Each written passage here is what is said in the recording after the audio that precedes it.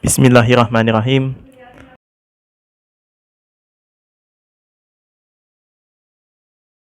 Assalamualaikum warahmatullahi wabarakatuh. Perkenalkan, nama saya Ibnu Satya Haji dengan nomor induk mahasiswa 2020.38.1369, dan di sini insyaallah saya akan bahas sekilas mengenai biografi Khalifah bin Khayyat rahimahullahu taala. Dan insyaallah saya akan membagi pembahasan tentang biografi beliau di dalam 6 pembahasan utama. Yang pertama, pembahasan mengenai nama beliau. Berikutnya, pembahasan mengenai guru-guru, yaitu masyayikh beliau. Yang ketiga adalah pembahasan tentang murid-murid beliau, siapa saja yang mengambil ilmu dari Imam Khalifah bin Khayyat rahimahullah ta'ala. Berikutnya adalah pembahasan mengenai kedudukan beliau menurut ulama ahli hadis. Berikutnya adalah karangan-karangan beliau, apa saja buku yang telah beliau tuliskan di semasa hidupnya. Dan yang terakhir adalah wafat beliau rahimahullah. Langsung saja kita ke pembahasan pertama, yaitu nama beliau. Siapakah beliau? Beliau adalah Khalifah bin Khayyat bin Abi Hubairah, Khalifah bin Khayyat Al-Laythi Al-Asfuri, dengan julukan Syabab, yang dijuluki dengan Syabab, dan memiliki kunyah Abu Amr. Kakaknya sendiri, yaitu Khalifah bin Khayyat Abu Hubairah rahimahullah ta'ala, adalah seorang ahli hadis yang thiqah menurut Imam Al-Bukhari dan Imam Ibnu Abi Hatim Ar-Razi rahimahumullah ta'ala. Berikutnya, pembahasan tentang guru-guru beliau. Siapakah saja yang menjadi masyayikhnya Khalifah bin Khayyat rahimahullah ta'ala.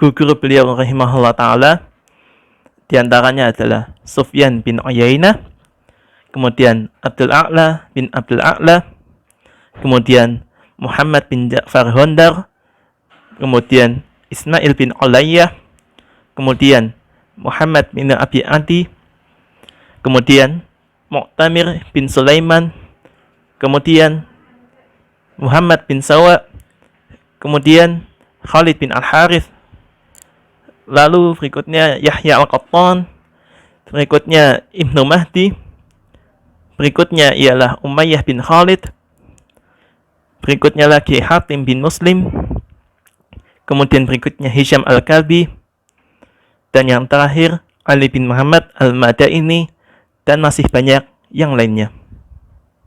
Berikutnya, murid-murid beliau. Siapakah saja yang mengambil ilmu dari Khalifah bin Khayyat rahimahullah ta'ala? Di antara murid-murid beliau adalah pertama Al-Imam Al-Bukhari rahimahullah ta'ala, berikutnya Imam Baqi bin Makhlad rahimahullah ta'ala, kemudian Imam Harab Al-Kirmani, kemudian Abdullah bin Abdurrahman Ad-Darimi, kemudian Abu Bakar bin Abi Asim, kemudian Umar bin Ahmad Al-Ahwazi, kemudian Imam Musa bin Zakaria At-Tusturi, yang ke-8 ada Abdan Al-Jawaliki, yang ke-9 ada Imam Zakaria As-Saji, dan masih banyak imam-imam yang lain yang menjadi murid dari Syekh Khalifah bin Khayyat. Kemudian, kedudukan beliau menurut ulama. Imam Al-Dhahabi rahimahullah ta'ala berkata, ia adalah seorang shaduk, ahli nasab, yang mengetahui biografi, sejarah, dan rijal. Sebagian ulama memberikannya derajat thiqah dalam jarh wa ta'dil. Kemudian, murid beliau sendiri, Imam Al-Bukhari rahimahullah ta'ala, pernah menyebutkan beliau, yaitu Khalifah bin Khayyat rahimahullah, dalam kitab At-Tarikhul Kabir, tanpa menyebutkan sisi kecatatannya, di mana hal ini menunjukkan bahwa beliau adalah orang yang thiqah. Berikutnya, beliau juga menyebutkan beberapa hadis yang dia dengarkan dari Khalifah bin Khayyat rahimahullah ta'ala di dalam sahihnya. Berikutnya, Imam Ali bin Al-Madini rahimahullah, seorang pakar dalam ilmu jarh wa ta'dil, pernah mensifati Khalifah bin Khayyat bahwa ia umpama atau seperti pohon yang membawa hadis. Lalu berikutnya, karangan-karangan beliau. Ibnu Nadim, penulis Fihris, menyebutkan karangan-karangan beliau dalam kitabnya. Di antaranya At-Tabaqat, At-Tarikh, Tabaqatul Qura. Berikutnya kitab Tarikh Az-Zumna wal Arjan wal Marad wal Umyan. Dan terakhir ialah Ajza'ul Quran wa Aisyaruhu wa Isba'uhu wa Ayatuh. Lalu ke pembahasan yang terakhir ialah pembahasan tentang wafat beliau rahimahullah ta'ala. Para sejawat berbeda pendapat mengenai wafatnya. Ada yang menyebutkan sekitar 230 Hijriah, ada yang menyebutkan sekitar 240 Hijriah, dan ada yang menyebutkan pula 246 Hijriah. Namun, pendapat yang dirojihkan oleh para ulama ialah pendapat yang menyebutkan bahwa wafat beliau sekitar 240 Hijriah. Karena pendapat tahun itu adalah pendapat rajih orang-orang terdahulu dan yang semasa dengan mereka. Terima kasih, jazakumullah khairah. Semoga apa yang kusampaikan ini dapat manfaat, dan untuk pembahasan lainnya mengenai kitab Tabaqat milik Imam Khalifah bin Khayyat, insyaallah akan dibahas oleh kawan-kawanku yang lain. Sekian, terima kasih. Bismillah. Assalamualaikum warahmatullahi wabarakatuh. Perkenalkan, nama saya Muhammad Wildan Habibullah, nomor induk mahasiswa 2020.38.1389. Akan mempresentasikan tugas mata kuliah ilmu ruwatul hadis berkaitan dengan kitab Tabaqah Khalifah Ibnu Khayyat. Langsung saja.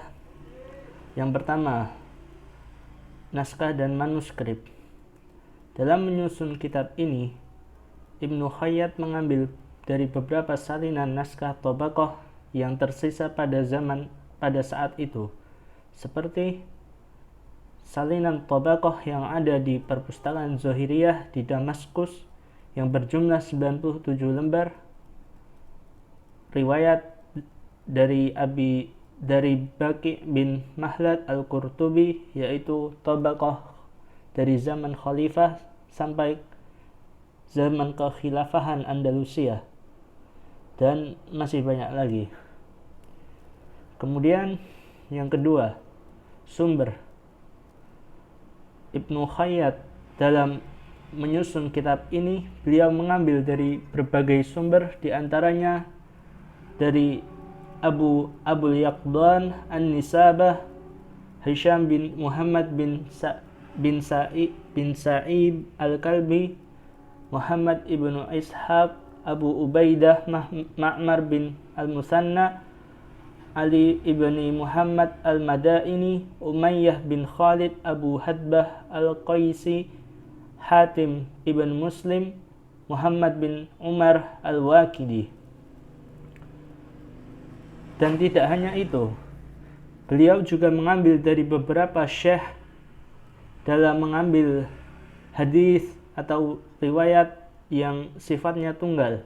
Di antaranya adalah dari Mu'ad bin Mu'ad, Abu Muhammad Al-Abdi, Abu Ahmad, Abu Umayyah, Amru bin Al-Munkhal As-Sudusi, Bishr bin Mafdul, Ziyad bin Ar-Rabi', Sulaiman bin Harb, Ali bin Sa'id, dan mereka semua merupakan muhaddisin yang dikenal dari Basrah.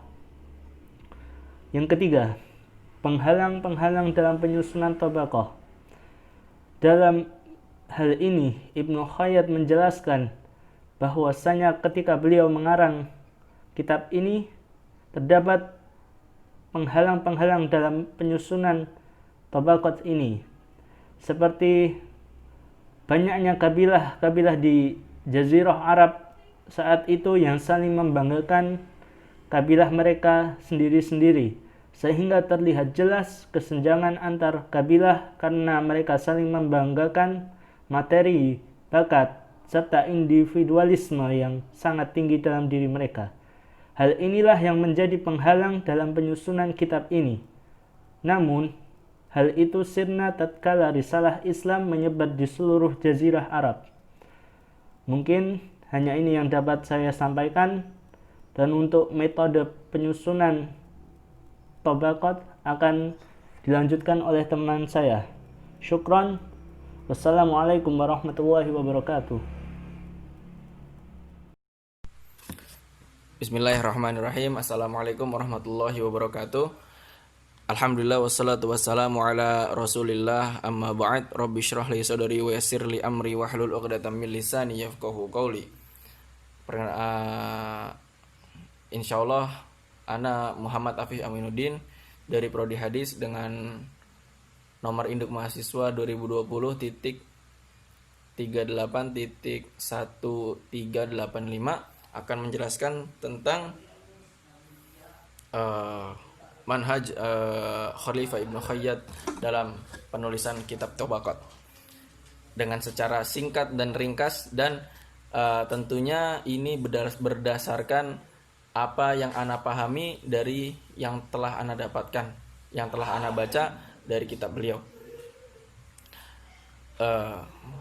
Perlu diketahui bahwasannya kitab beliau ini adalah sebuah kitab yang sangat ringkas dalam menceritakan tentang seseorang. Jadi yang beliau ceritakan yang beliau sebutkan dalam kitabnya, yang beliau sebutkan biografi seseorang dalam kitabnya itu hanya mencakup nasab, kemudian mencakup tempat wafat atau tahun wafat, atau bahkan mencakup juga nasab ibunya, jangan lupa juga. Itu tidak terlupakan dalam kitab Tabaqat Ibnu Khayyat. Kemudian ada juga sampai beliau itu menyebutkan kemana saja orang tersebut telah singgah. Misalkan orang tersebut telah singgah di Mesir atau di Syam atau di Khurasan, maka beliau akan menyebutkan bahwasannya beliau telah singgah di sini, telah singgah di situ. Itu beliau sebutkan sebagian. Kemudian untuk masalah nasab sendiri, ada yang beliau sebutkan hanya Fulan bin Fulan bin Fulan, atau bahkan ada yang beliau sebutkan Fulan bin Fulan bin Fulan bin Fulan sampai ke kakek-kakeknya yang jauh sebelum Islam datang. Nah, dan tentunya untuk yang seperti itu beliau terfokus pada para tabi'in dan para sahabat dan para tabi'in. Itu yang bisa beliau sebutkan nasabnya secara lengkap. Adapun untuk selain selain sahabat dan tabi'in, maka kebanyakan beliau tidak menyebutnya secara lengkap. Karena apa? Karena zaman setelah sahabat dan tabi'in itu orang-orang Arab telah tercampur nasabnya dengan orang-orang luar, yang mana orang-orang ajam sangat tidak perhatian dengan nasabnya, hingga nasab tersebut hilang begitu saja. Makanya beliau tidak banyak menyebutkan nasab-nasab untuk orang-orang setelah sahabat dan tabi'in. Dan perlu kita ketahui bahwasannya dalam kitab Tabaqat beliau tidak akan kita temukan yang namanya jarh wa ta'dil. Jadi jarh wa ta'dil, misalkan beliau menyebutkan orang ini tidak sikoh, orang ini adalah kadzab, orang ini adalah majhul atau apa.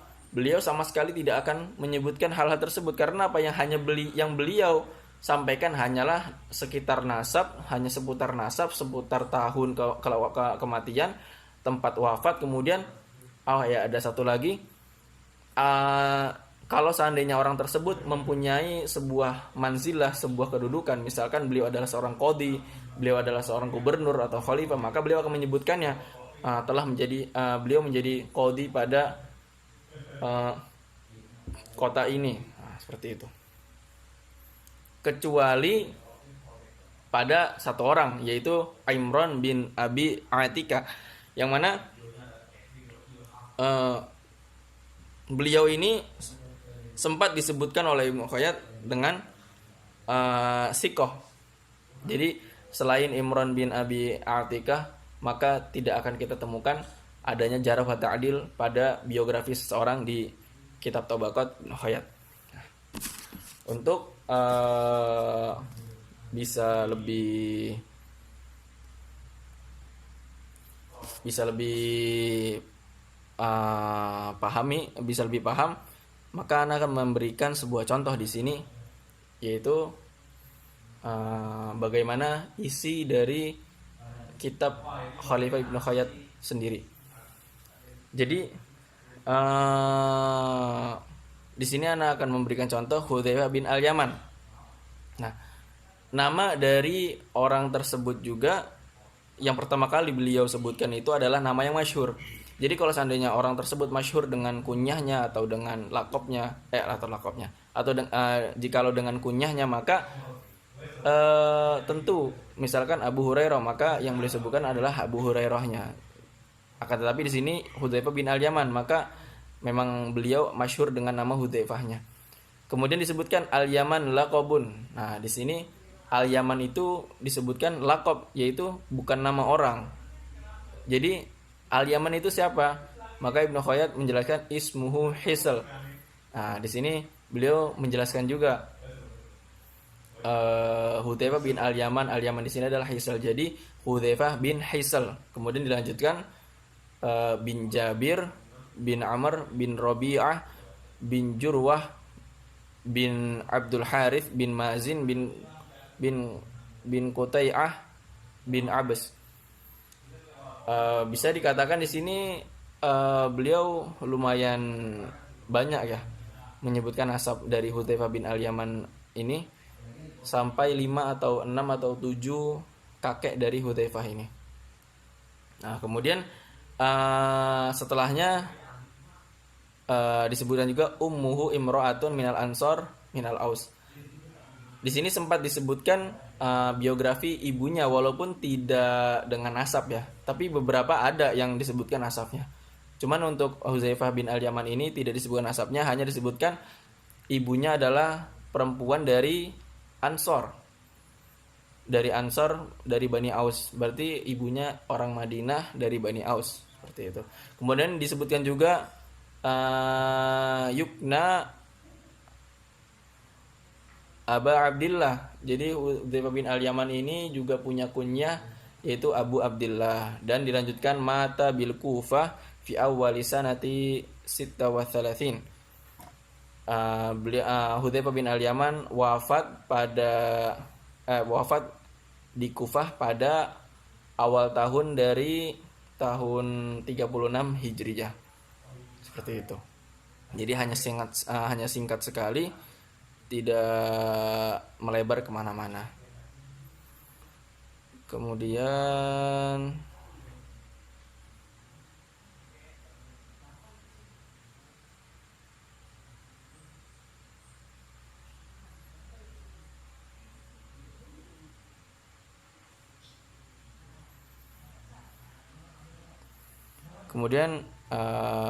naam, kita cukupkan sampai di sini. Mohon maaf apabila banyak kurangnya. Ana sangat-sangat mohon maaf karena keterbatasan ilmu yang ana miliki. Tapi semoga ini dapat sedikit mencerahkan bahwasannya kitab At-Tabaqat itu memang sebagai rujukan ulama mutaakhirin, akan tetapi di sana hanyalah merujuk untuk kita melihat nasab-nasab dari orang-orang yang ingin kita cari. Nasab-nasab, kemudian tahun kematian juga bisa, kemudian wafatnya di mana, atau kedudukan orang tersebut apa. Hanya seputar itu saja. Ana tutup. Wassallallahu ala nabiyyina Muhammadin wa ala alihi wa ashabihi wasallam. Aqulu qawli hadza wa astaghfirullah wa lakum wa sa'iril muslimin min kulli dhanbin wastaghfiru innahu wal ghafurur rahim. Assalamualaikum warahmatullahi wabarakatuh.